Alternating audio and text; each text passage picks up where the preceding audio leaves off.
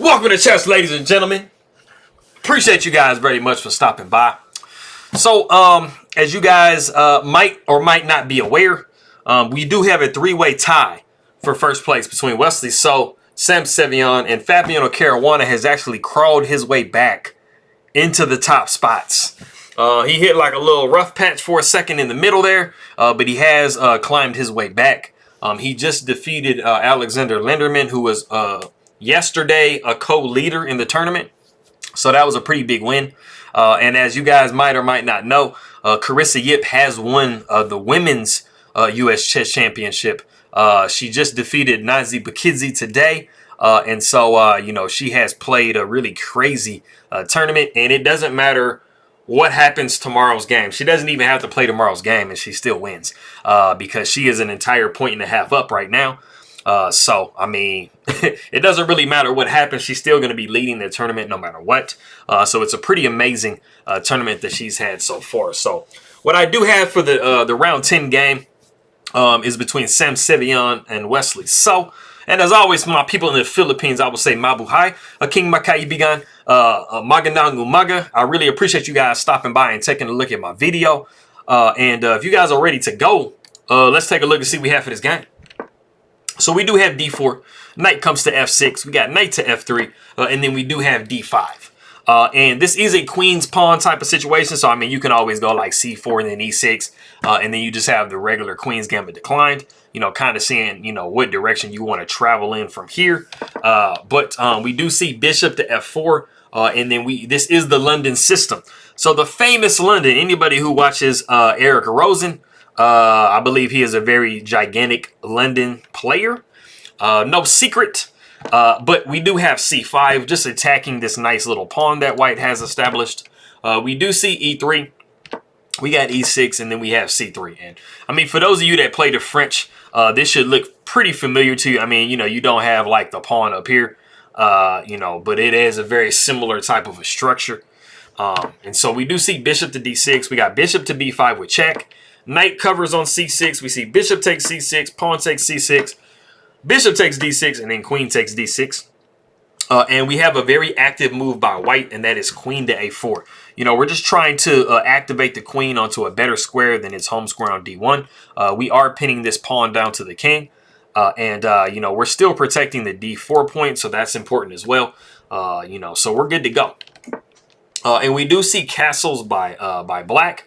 And this is the novelty of the game. Like I always say, it's interesting when you have castles is the novelty of the game. But, we do have, white doing a really nice move here. And it is actually queen to A3.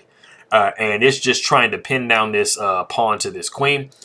You can always play like a knight to D7 type situation and stuff. And, just allow white to, get some more development and stuff like that.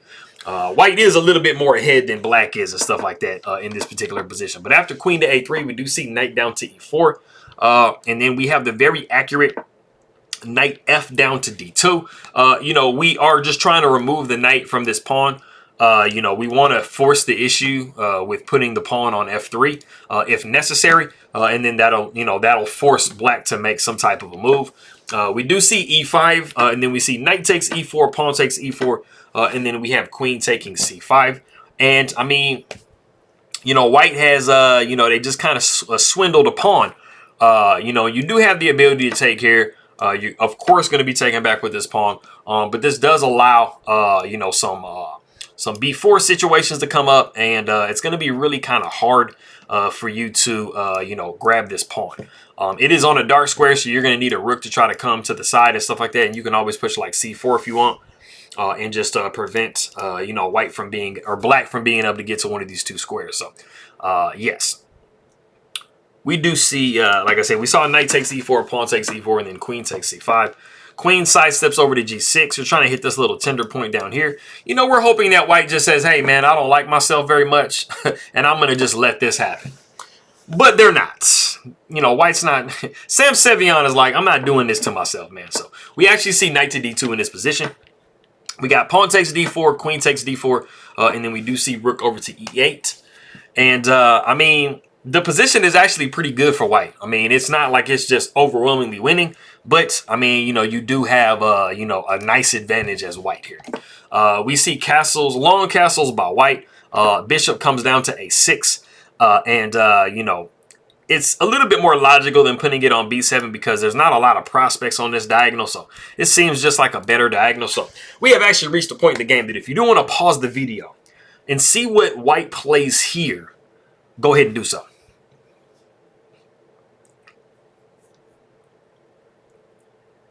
Okay, cool. So the problem for white in this position is you have to really be paying attention because the bishop can come down to d3, and it is going to be very, very hard to dislodge this piece out of the way.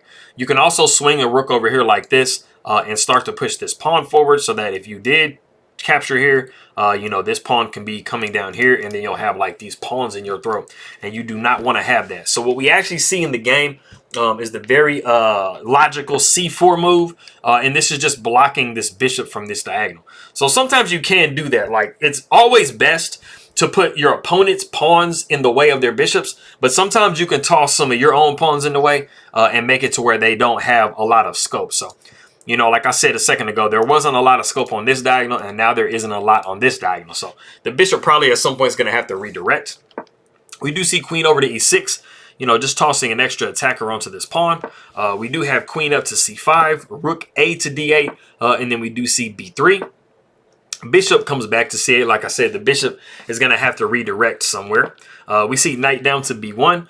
You know, we're thinking of possibly redirecting a knight up here to c3, which is a much more logical square for it to be on. The queen does come to f6, just immediately preventing that move. We see queen over to a5, so we are attacking this pawn here. We are also double attacking this rook, and we're trying to make it possible for our knight to come to c3. So we do have h5 by black. And we actually see rook to d2 by white. White was really worried about this pawn. It was actually very possible just to go knight to c3 here. And then, you know, you are tossing a little bit of an attack on this pawn. So, and you are, like I said, double attacking this this rook. It is defended legitimately, but you are trying to undermine the protection of this pawn. So bishop would come to f5. Rook takes on d8, rook takes on d8, and then king up to c2. And I mean, of course, you're not worried about this because there's no way to discover an attack on your king. Rook comes down to d6, rook over to d1, rook takes d1, and then knight takes d1. And, you know, white is just up a solid pawn. It's not like it's just automatically winning, but, you know, white's actually doing pretty well in this position. But like I said, after we saw h5, we did see rook up to d2. We see rook takes d2, queen takes d2, and then we do see queen down to g5. You know, we're constantly just trying to add pressure onto this point. So we do see rook down to g1. Queen steps over to e5. You know, we are possibly trying to infiltrate on this diagonal if we can. We do see h3. Queen comes to h2. And then we do see queen down to d1. The queen comes back up to e5. And then we see queen up to d4. We see queen down to h2. Queen down to d1. We see queen up to e5. Queen coming down to d4. Queen going back to h2. And then queen going back down to d1. And it is a draw. Oh. Sorry, it is a draw by threefold repetition. Going back to what we had after the initial queen to h2, and then the queen came down to d1, and then the queen came back to e5. I mean, you do have the ability to go king to c2, and this is just going to be, you know, allowing the knight to come into c3 at some point, or it's just kind of playing the type of move. You know, that's kind of like a waiting move. It's definitely possible to play these types of moves in games. You have to make sure that you're not giving your opponent a crucial tempo, but sometimes, you know, to try to pass, you know, the move to your opponent, you know, you want to try sometimes to put your opponent in a zugzwang, which is, you know, basically like an undesirable position. It's another one of our chess terms that we have. So, like I said, I mean, you know, you wouldn't want to go back down to h2 because everything is protected and you were just improving your position with knight to c3. So, I mean, this was definitely something Sevian did have the ability to play. And, I mean, Sevian had, like, you know, he had a couple of chances in the game to definitely make some type of something out of it. But, you know, he was playing Wesley So, so that was kind of tough. So, I appreciate everybody very much for stopping by. For all my people in the Philippines, I will say, Masaya Komi Kiri Kang Muli, Meron Salamat po sa nanonood inga king my video. I appreciate you guys very much for stopping by and taking a look at my stuff. Makito tayo mamaya. And I will see everybody next time.